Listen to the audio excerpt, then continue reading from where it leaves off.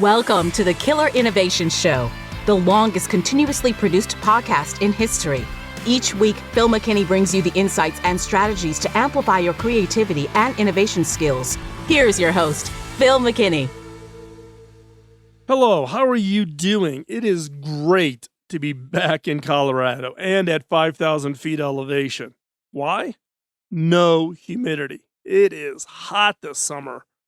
We were down in Florida, as you know. We went up to Pennsylvania and then came back across to Colorado. And now I remember why I live in Colorado at 5,000 feet elevation. And that is, you do not feel the heat. You do not have the humidity like you have in the South or on the East Coast. I have a quick question for you. Do you have regrets? Do you have any regrets? I'm sure you do. There are things that you've done in the past that you wish you hadn't done. Things you wish you could have done or you should have done. We all have them.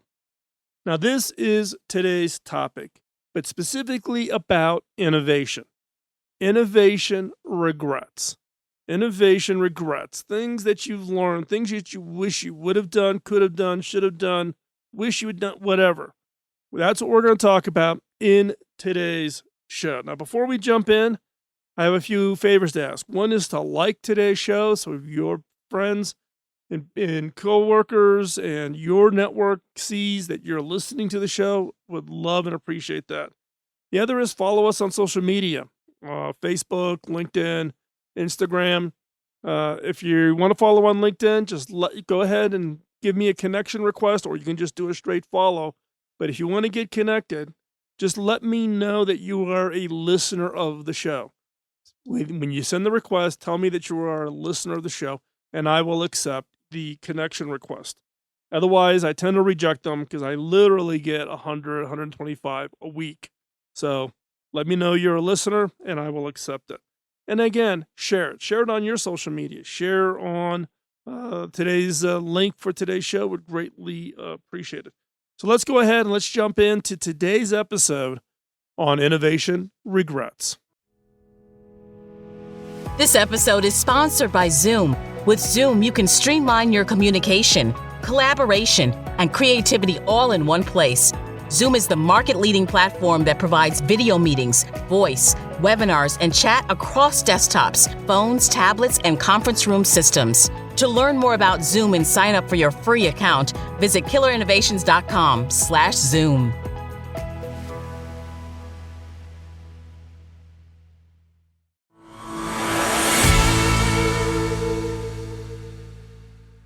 Regret can be one of those emotions that can derail your future. We will constantly rehash things that have happened in the past.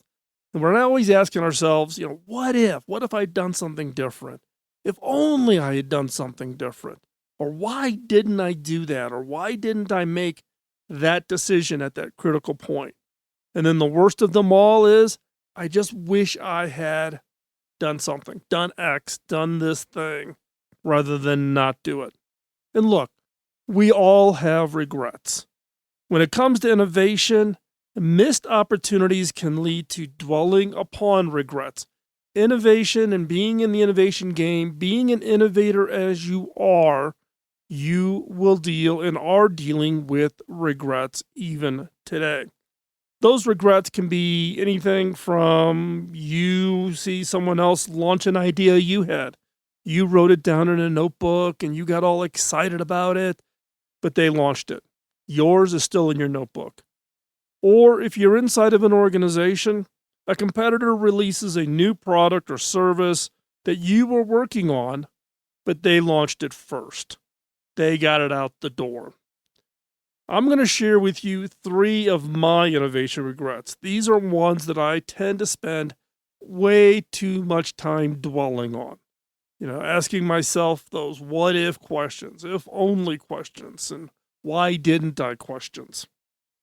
And at the end, I'm going to share with you what I learned, and I'm going to give you some pieces of advice on how to deal with and move on from innovation regrets. Because if you do not move on and you hold on to that history and you hold on to those what ifs, that is going to hold you back. You are not going to be able to move forward.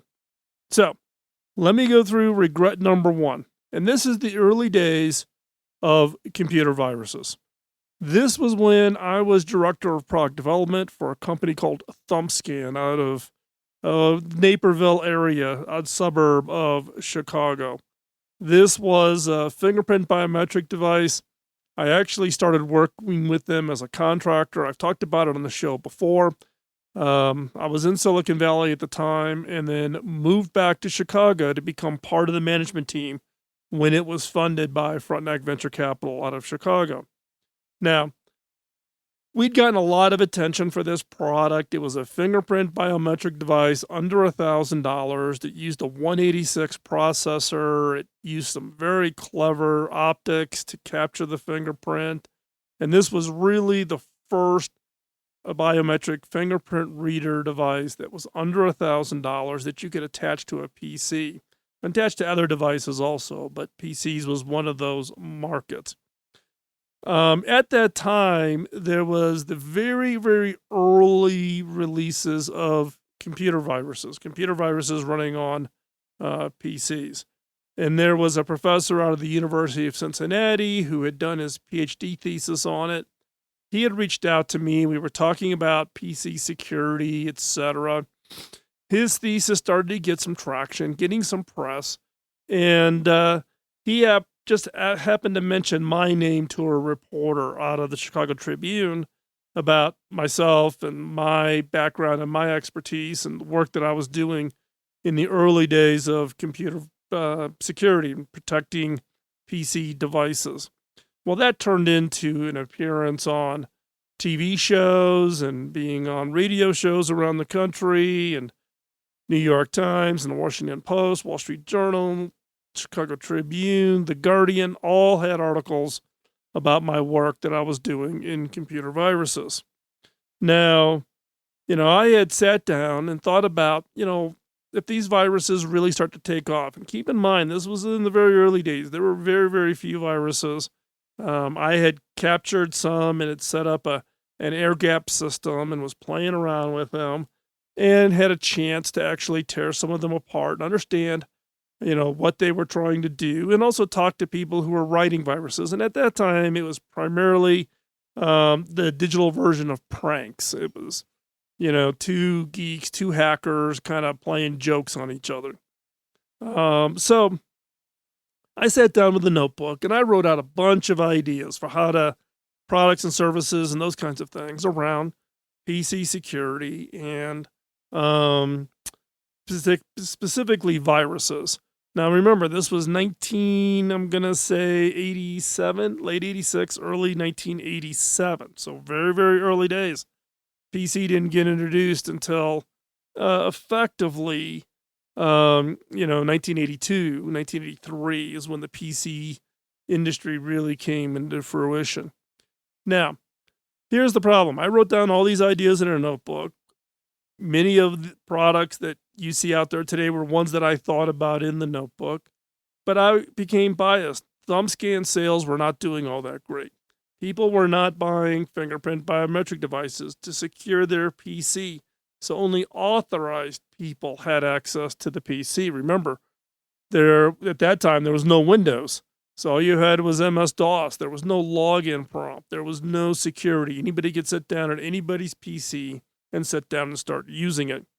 But people didn't see the value of it. It's one of those technologies way before its time, way before it's needed. Now most every laptop out there has a fingerprint scanner built into the keyboard deck. So when I saw the ThumbScan sales go down and saw how hard it was for it to get any kind of attraction, I just never thought security work would be something people would be willing to pay for. So I just took all of those ideas in the notebook and set them aside. And guess what? Norton Utilities and McAfee and all of these guys who I know and knew in the industry at the time all took off and ran creating these products and became quite successful. So what was my lesson learned in this innovation regret? The lesson I learned was I was way too close to it. I was looking at ThumbScan, a fingerprint biometric device that I was very, very involved in, very interested in, had invested a huge amount of time and energy in making that product be a great technical, cost-effective solution. And I correlated people's interest in that product to an entire industry segment. My mistake. Now I look at the other was I looked at the now. What were people buying now?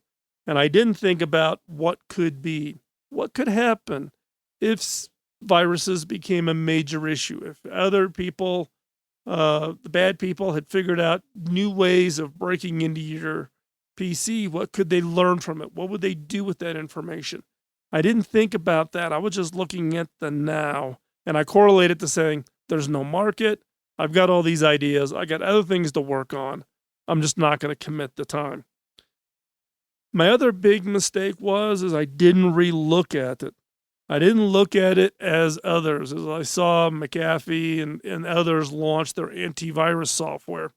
I didn't go back and say, well, I got better ideas, and I was, became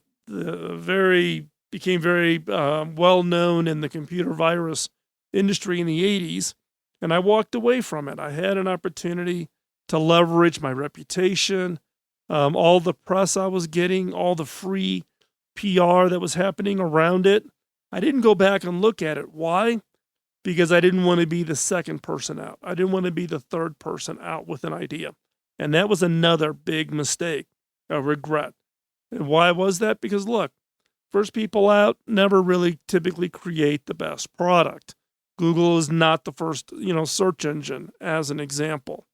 And so therefore, you don't have to be first. You have to be willing to innovate in your own way, the value that brings. So again, one of my big regrets, this opportunity that I just totally missed, totally didn't leverage. So a unique position I had because of the free press I was getting and all these TV shows and radio programs and all these news articles that were written about me and my work in computer viruses all the way back, starting in 1985, 86, 87. So big regret. And it's one I tend to think about, particularly now when we see and read all the press about ransomware and all the computer security issues and the break-ins that are occurring, and phishing attempts and viruses and those types of things. So missed opportunity, big one. Wish I could do that one over again.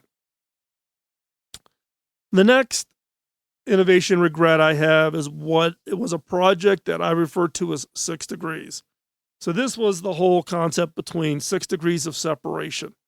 So you, in your ability to link through people, you're only no more than 6 people away from everybody else. So you can correlate yourself to pretty much make a connection to anybody through 6 other people, 6 degrees of separation. So a bunch of us who had been doing a bunch of startup work and doing consulting work and that, sitting around one day, and we came up with this idea around this project called 6 degrees. And could we link people through their work experience, their employers, the companies they worked for, so likelihood that they know somebody, and be able to basically create a connected network that you could navigate to get yourself and be introduced to pretty much anybody out there. And this was 2 years before LinkedIn even offered any kind of a product or a service.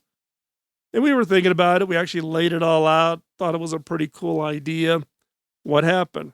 We wrote it all up. Great idea. And then we got distracted. Got distracted by a new shiny object idea, a new idea. And we dropped it, didn't move forward with it. 2 years later, LinkedIn comes out, turns into being a huge success. So what's the lesson learned? The lesson learned was I did not lack for ideas. I had notebooks, and I still have notebooks upon notebooks upon notebooks of ideas.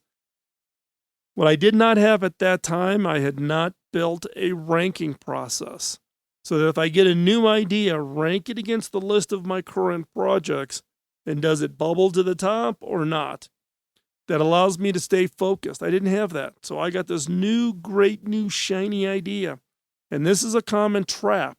New ideas always look shiny. We tend to get bored. We tend to push so far in our existing ideas. As soon as we hit some frustrations or slow down or whatever, and this new idea comes in, we naturally gravitate to the new idea. Not that it's a better idea. We just jump to it because it is a new idea.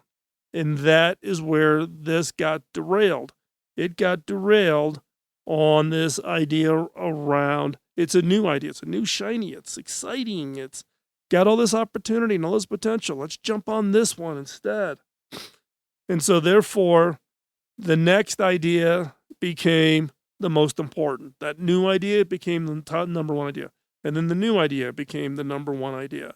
And if you're a person who generates lots of ideas, you're constantly hopping to the new idea and not really being methodical on ranking your ideas and then taking that new one and seeing where does it fit into the rank. It may not be the best idea. Add it to the list, but it should not be the one to distract you off of working on your best idea. The other fallacy on this one is I put too much weight into thinking that I was the proxy of the customer for 6 degrees. You know, I'm a person who likes to get connected to people. I like to keep track of what other people are doing to see if it's something that's interesting. You know, I've worked hard over my career to build and maintain a network. And back before LinkedIn existed, it was a lot harder. LinkedIn makes it a lot easier to stay up on where people are at today. What are they working on? What are they thinking? What are they publishing? What are they sharing? But back then I'm thinking, well, you know, I get the connection piece, but some of this information is private. I don't think I would want to share it. If I don't want to share it, then nobody wants to share it. Well, guess what? I was not the proxy for 99% of the people out there. I used myself as the proxy, big mistake, and missed an opportunity. So again, this project, which I refer to as what's called 6 degrees, had a great opportunity, early days, to build up the effectively the social network from a business perspective, very equivalent to what today we all use as LinkedIn. Thought of it, wrote it up, got distracted, missed an opportunity. Number 3. The number 3 regret I have is back when I was working at OmniPoint. Now, I was a contractor to OmniPoint. OmniPoint was the first GSM mobile operator in the U.S. I had done a bunch of work in the early, what was called analog or AMPS mobile network, starting in the late 80s and into the early 90s. So OmniPoint was launching in New York with a first of the digital mobile services based on the GSM standard. It was the first in the U.S. OmniPoint, this would have been, late 95 throughout 1996. Now, one of the things that we were doing at OmniPoint was we were trying to break new ground. It was brand new. It was launching in New York City, New Jersey area was where it was launching. And one of the ideas that we came up with was to come up with prepaid mobile. So everything up to that point is you had to qualify, you had to have a good enough credit history, and you were postpaid. You'd use your phone, then you get mailed a bill, and then you pay based on how much you used it. Prepaid is you put money on account, you use your phone until the money goes away, and then your service cuts off until you walk in and pay some more money. So this was the very first prepaid mobile in the world. No other market anywhere in the world had this. The target was for people who didn't have credit. There was a lot of people, particularly, in urban areas that didn't have credit history, or they just relocated to the United States and hadn't established credit. We wanted to bring mobile to more people who needed it. We didn't want credit to be the barrier for this new service. Since no credit required, we really didn't set up an account, right? We don't need your address. We don't need your name. We don't need, you don't have to have a social security number to open up an account. So we set this all up to truly be prepaid. You could walk into any retailer that sold OmniPoint phones. You could throw down, $60 in cash. That $60 would get credited to your account. You could check your balance on your phone. Now remember, this is late 1995 and throughout 1996 is when we were building and launching OmniPoint. It became one of the fastest growing customer segments for OmniPoint because that was an untapped market. That market had no other way to use a mobile phone service. So we got flooded with people using the prepaid service, and it became very popular. It got written about, a bunch of articles on it. Then the challenge came in was that criminals soon discovered these anonymous phones. Since they didn't have an account attached to them, they didn't have your name, they didn't require your address or social security number. So criminals could go into an OmniPoint store, buy a phone, prepay, throw down $500 in 20s, and walk out and have an active phone and be able to use the phone. Now, this basically became the launching point for today, what we refer to as burner phones. So OmniPoint, very first one, we were the very first ones in the world to offer this capability in prepaid mobile. And today you see it, you hear about it, you see it appear in movies and on TV shows about burner phones. Go in, buy a phone, use it, it's untraceable. The US government, with what we did in OmniPoint, went nuts, went crazy. I had more conversations with FBI officials and certain three-letter agencies, etc. Why? Because at the time, subpoenas cannot be issued to a phone number. You don't subpoena a phone number. You subpoena Joe Smith's phone, but it has to be attached to the individual. It must be to a name. Since there's no name attached, if the FBI served a subpoena to OmniPoint to say, tap Joe Smith's phone, since that account did not have Joe Smith listed and you couldn't correlate it, you could not apply the subpoena. The government effectively could not legally wiretap any prepaid OmniPoint phone. And the government was going nuts about this. And so it became a big issue. And but OmniPoint stuck to its point on, look, hey, nothing we're doing is illegal, and it serves a population who has no other way to get access to mobile phone services. They don't have a credit history. They may be new to the country.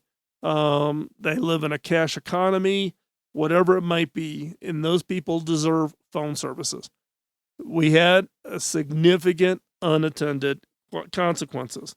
As a result of that, other operators around the world said, wow, someone's figured out how to do real-time prepay phone services, because you have to keep track of literally every call. So as the call ends, you have to be able to know how much money to deduct to know whether or not you make the next call for them and when their balance runs out, all those kinds of things. And many other operators duplicated how we did it at OmniPoint within their own networks, in effect opening up mobile services for a whole part of the population who would never have access to it, but created a global phenomenon in the form of burner phones. Now, the effect of this, though, was the fact that you had this unattended consequence, right? We thought about the here and now. We thought about what it was we were doing to serve an unserved population that was not on anybody else's radar screen, and we were hugely successful in doing that. However, we did not look for the unintended consequences. Would we have done something different? Yeah, possibly. Maybe we require an ID in order to create a valid account so that you could correlate it. And I can sit here and be all kinds of regrets, like, oh my gosh, I created a capability of burner phones. And you think about all the actions other people have taken using burner phones. And, you could feel that guilt. You could feel that frustration. You could have that regret. But you need to move on. You need to move beyond what could have been. I learned a lot from this. One, don't think anything's impossible. You can do it. However, look for the unintended consequence. Look for that situation of somebody using it in a way that you did not intend for it to be used. So in summary for today's show, look, we all have regrets. I've got tons of them. I'm sure you have regrets. I'm sure somebody also has tons of regrets. We all have regrets. If you've been, around, if you're an adult, you've got loads of regrets. If you're younger, you may have a few regrets. Trust me, you will get more as you go older. I have a ton more regrets than I've listed here. I'm only sharing with you three distinctly different kinds of regrets to innovation work that I have done. Now, what I have done with all of my regrets is I have a special moleskin notebook and I write them all out. I write my regrets out. What did I, it's kind of a post-mortem catharsis kind of an exercise, but I list them out. And what would I have done differently around, each of those? And now once I've written all of them out, then I finish them, close the notebook, don't think about them, and move on.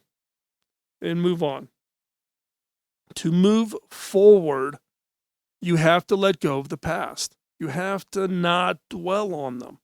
If you dwell on them, they're taking brain cycle times. They're taking energy away.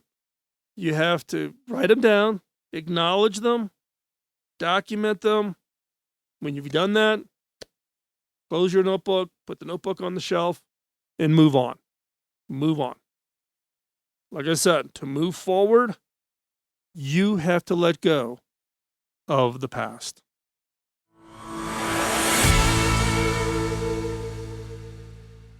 I have a key exercise for you to do this week. Sit down and write out all of your regrets. Write out all of your regrets related to the innovation, efforts, creativity, projects, ideas that you've ever thought about. And read them. Write them all out and then go back and read them. Next, close the notebook and then move on. Now, when you have a new regret, add it to the notebook, add it to the list, but then move on. Do not dwell. Let go and move forward. If you walk away with anything from today's show, and that is, we all have regrets. We can all dwell on them. We can let them burn up our energy. We can let them create doubt in our ability to come up with new ideas or to come up with the right decisions for new ideas. Don't let that be your trap. Write them all out, read them, close the notebook, and then move on. Now, before we close out this week, please visit our sponsors and let them know that you've listened to them and that you appreciate their support. We greatly appreciate our sponsors. Our sponsors are critical to bring together the team that puts together this show. Now, I take no money from this show, but I do need some support, some staff. We've got hosting costs. We've got, equipment that we have, microphones, etc., that have to be procured. And we have a small staff, a couple full-timers, mostly part-timers, who come and help support and make us help us produce the weekly show. So please visit our sponsors and let them know that you listened and you heard about them on the show and that you appreciate their support of the show. It is so critically important that they hear from you. Also, give us a review wherever you're getting this show, however you're listening to it. Put a comment up. Let them know that you listened to the show. Give them your thoughts about the show. I would greatly appreciate it. And also, tell others about the show. Help us spread the word. help us grow our subscriber base. We have been around for 17 years. We're in season 18. We've been at this for quite some time, but always looking to expand our listener base. And again, I just want to extend my sincere appreciation for the time out of your busy schedule that you give us by listening to the show. I greatly, greatly appreciate it. Thank you for your time, and hope that today's show brought you some insight and some ideas and some things you can do to get beyond any regrets you may have around your innovation. And with that, we'll talk to you next week. Bye-bye. Podcasting nonstop since 2005, this has been the Killer Innovation Show on the Innovators Network.